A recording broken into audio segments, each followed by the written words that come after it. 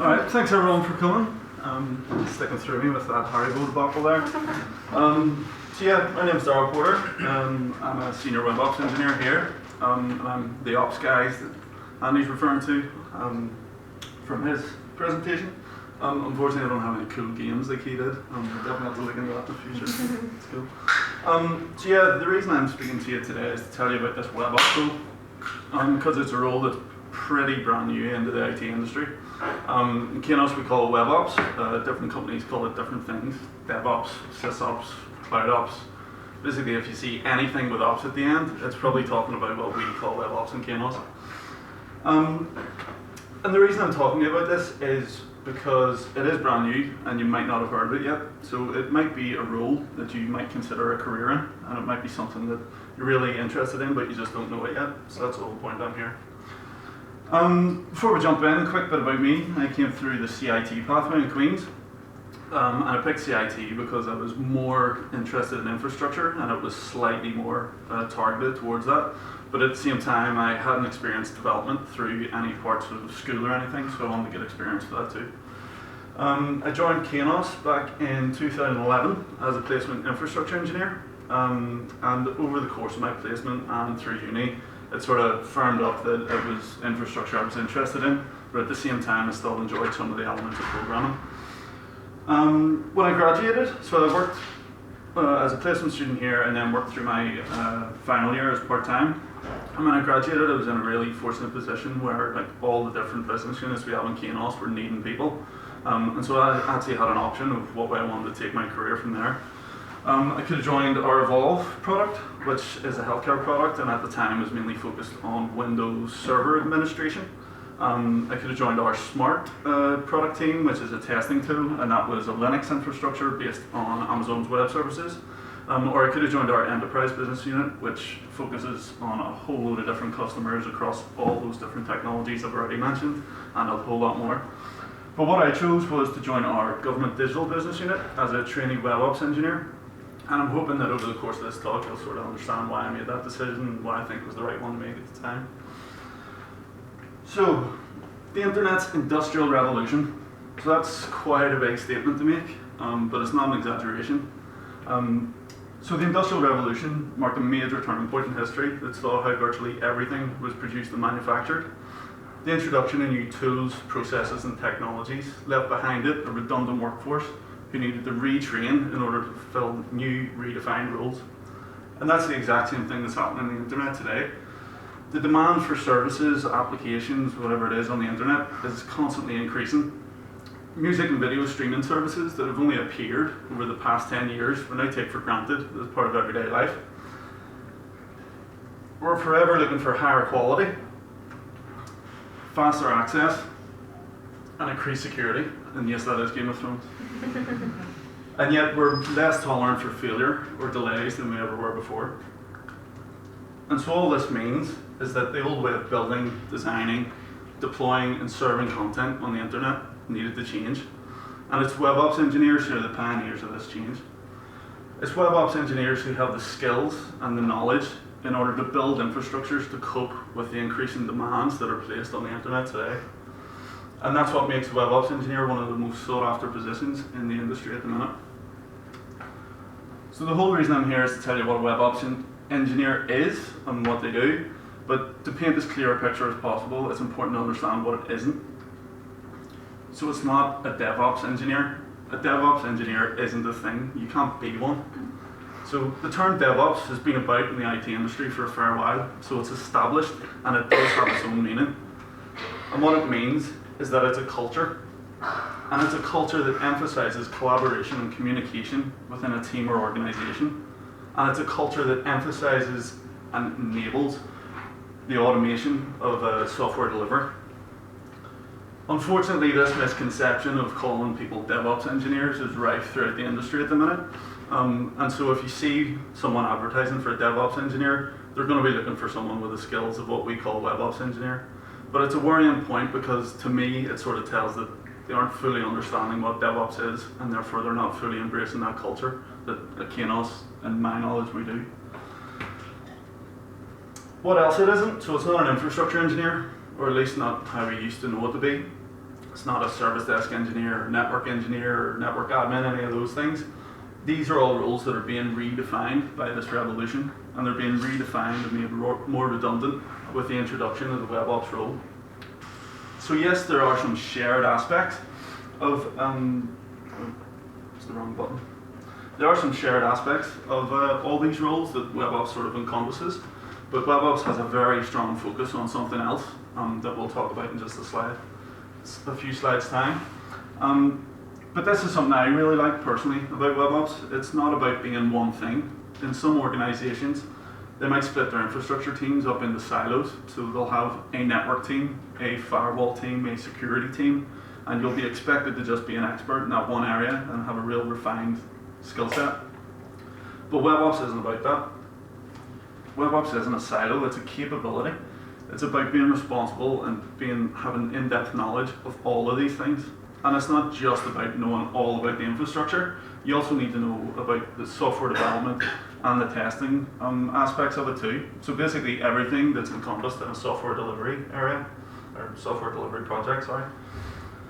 So yes, it is mainly an operations focused role, mainly an infrastructure focused role, but it's no longer the afterthought to development that operations used to be.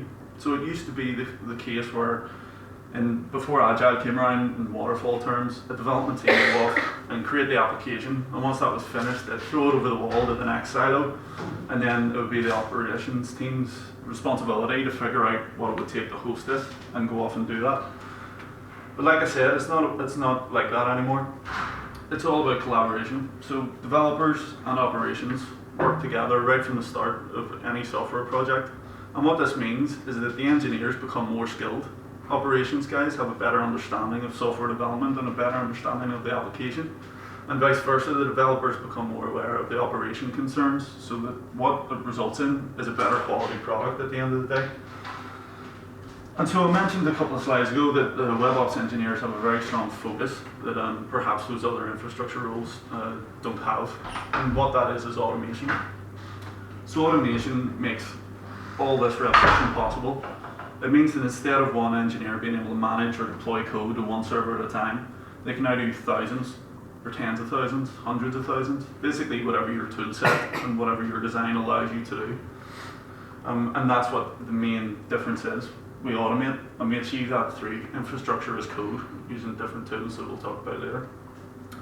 So you might ask, well, okay, it's mainly an operations focused role, and you achieve that through automation, but what is it you actually automate?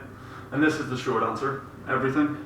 So everything that's involved in the software delivery process needs to be automated so that it can be repeatable, it can happen fast, and just like Andy was saying, it can get your code from a development laptop into production with full confidence that it's work and fit for production in that time. So I've said everything in the software delivery process. Some examples of that might be the orchestration of your infrastructure. So behind the scenes of any application, it's taking an infrastructure to run that. Things like VMs or containers, networks and the subnets that go with that, firewalls, all these sort of things. So you'll be automating the deployment of all those. Things that you used to do manually now have to be done through code. Testing as well, all sorts of testing, whether it be unit testing, penetration testing, load testing. This all becomes part of the pipeline that kicks off automatically whenever you push new code into Git, and it triggers tests so that when it gets to production you have full confidence in it. Scaling's another thing. If your site or service app, whatever it might be, experience spikes in traffic that you weren't accounting for, how's your infrastructure going to automatically scale out in order to cope with that? So now I just want to take a quick jump back in time to when I was graduating and I was picking what role to sort of what way to take my career within Kainos. At that time, the trainee WebOps engineer was the only one that was doing automation by default, so doing all this automation of the full software delivery process. Yes, the other business units did have aspects of that, and they were automating aspects of their infrastructure, but the trainee WebOps was the only one doing it by default. Just a short time down the line now, 3 years, and this is how everyone in Kainos does infrastructure. This is how they're approaching it, to automate by default and automate everything, absolutely everything. And I think that helps emphasize this revolution and the point that we're trying to make here, that this is the future role of infrastructure. One question I get asked a lot at careers fairs or by people in or outside the industry is, well, what's your day-to-day contain? What do you do on a day-to-day basis? And some of these buzzwords are just what some of that is. So up there you see researching. So we use an open source tool set. What open source means is that it's community driven, and what that means is that it's free and that it's constantly changing. So new tools are constantly being released, and existing tools are constantly being updated with new features. So some of your time is spent evaluating all this change in your tool set, so that you can be sure that the tools that we're using and what we're using them for is the most fit for purpose. Designing, obviously a very broad scope word. That can mean designing an entire infrastructure or a smaller component of that, what your database cluster needs to look like, or what your deployment pipeline needs to look like. There's a lot of that. Programming as well, so obviously this is a big part of our job. Because we achieve everything through automation, that needs to be done in code.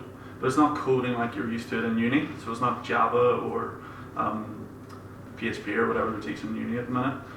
We achieve this through specific tools that are built to do what we need them to do, and that's things like Puppet, Ansible, Packer, all these tools that are written to achieve specific goals of what WebOps engineers need. Another one up there is testing, which we've already talked about, all the different sort of types of testing that you need to do, all automated of course. Another thing, deploying, so it comes back to what Andy was saying about how you get that new feature or that new version of your app from your laptop through a series of environments where it's tested and into production in an automated fashion.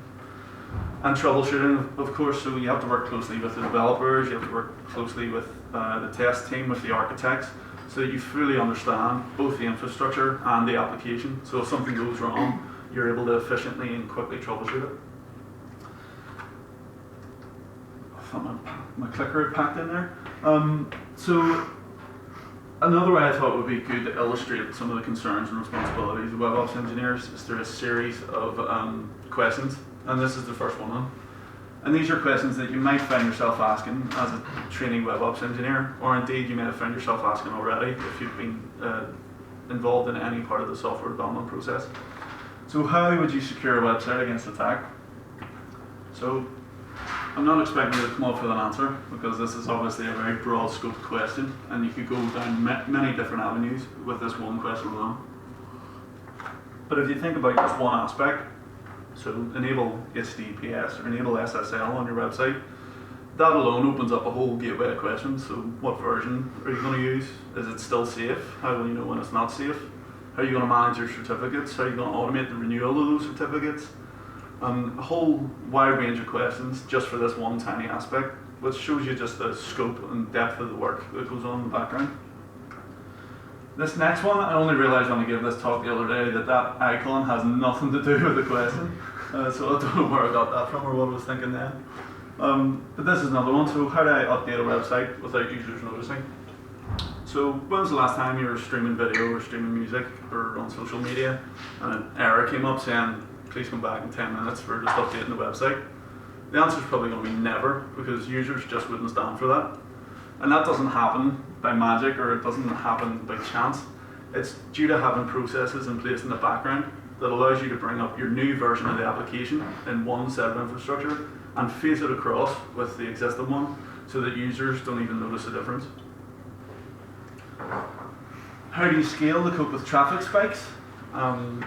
So if you could accurately estimate what the traffic was going to be on your site at any time, then you could make sure your infrastructure was big enough to cope with that. But in reality, any figures you come up with are just going to be best guesses, but they are just that, guesses. And more often than wrong, guesses are wrong, or more often than not, guesses are wrong, which was again proved by, this is fitting really well, as if it was planned. So yeah, but more often than not, your guesses are miles wrong. And has anyone used, or has anyone heard of the Pokemon Go app? Yeah, well, I know, that's good. I read a blog just last week that was based on how they came up with figures and how they planned for their launch date, and all about how they estimated what users they thought they'd see. So they went through all their projections and they came up with this figure, X, of how many users they thought would hit their site that day. And they made their infrastructure, they multiplied that by 5 and made their infrastructure so that it would cope with 5 times what they expected to see.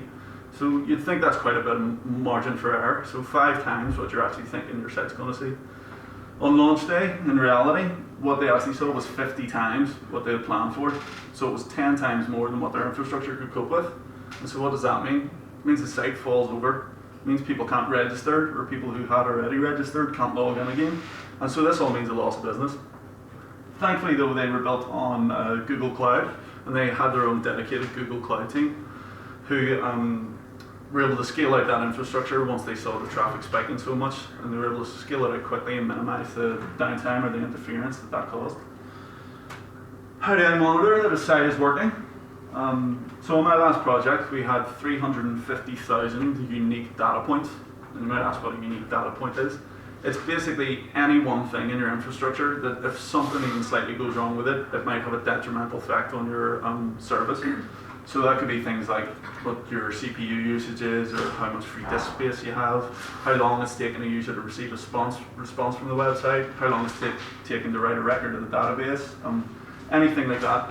So on that project, there's 350,000 of them, and that's just an insane figure. No person or no team of people could monitor that in an effective way, so it needs to be automated. This comes back again to something we've mentioned quite a lot. So how does a new feature get from a developer's laptop into the live site? And this is all through continuous delivery and continuous integration. And these are all things that WebOps engineers are responsible for. So this is some of the technologies we use. So I mentioned earlier we use all open source technologies. And some up here you'll recognize, but most of the major ones that we use you won't. So those are things like Puppet and Vagrant and Packer and Ansible and all those other things. As students, the only way you'll get exposure to these technologies is from going and having to play about with them yourself. Unis aren't teaching them. So if you were to go about and play with them yourself, whenever you're applying for graduate roles in WebOps, that's going to give you a huge step up. But having said that, we know that unis aren't teaching these, and so we don't expect you to be experts in them or really know them in depth whenever you come in.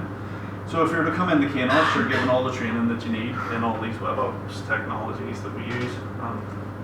And how we give that training is through the WebOps Academy. So excuse the 2015, been able to get the newer one yet. So we've run 5 of these academies so far. 4 have been out of our Gdansk office, and 1 has been out of here in Belfast. And we're planning to have another one next summer in line with the graduations. So this is the wee sales pitchy bit that I have to do. So yes, this is an 8-week internal training course, which means it's led by one of our internal senior or lead WebOps engineers. It takes place over 8 weeks, and over that 8 weeks you're taught all the concepts that you need to know, like continuous deployment, continuous delivery, integration, as well as agile and all those things. You're also taken through practicals in all those technologies that we mentioned. So you're sitting down with a lead or a senior engineer, and he's taking you through everything that you need to know about those technologies.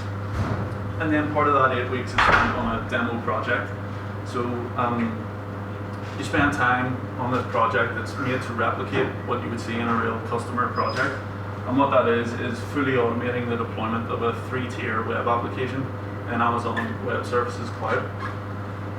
One of the great things about the Academy is the mix of attendees. So last year we had 6 on the Academy, and that was evenly split between graduates who were taking on their first role in the IT industry, and between more experienced engineers with 5-10 years experience who were now retraining in this new role, which again emphasizes this whole revolution.